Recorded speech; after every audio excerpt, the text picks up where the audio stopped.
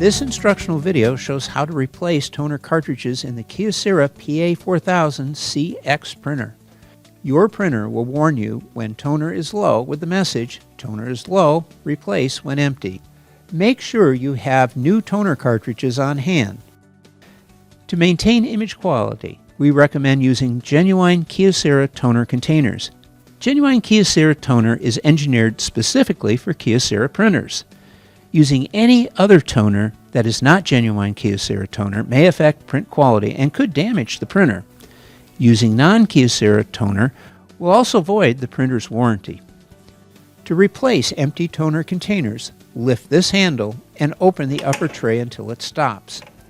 Grasp the empty toner container and remove it. Put the old toner container into a provided plastic waste bag and seal the bag.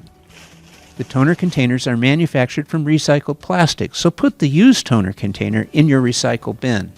Remove the new toner container from its box, being careful not to touch this part of the container or touch these electrical contacts.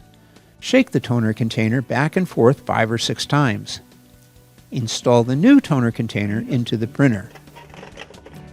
Close the upper tray. When the printer says waste toner box is full, you must replace the waste toner bottle. To do so, open the waste toner cover, remove the waste toner bottle, place the used waste toner bottle into a plastic waste bag. The used waste toner bottle can also be placed into a recycle bin.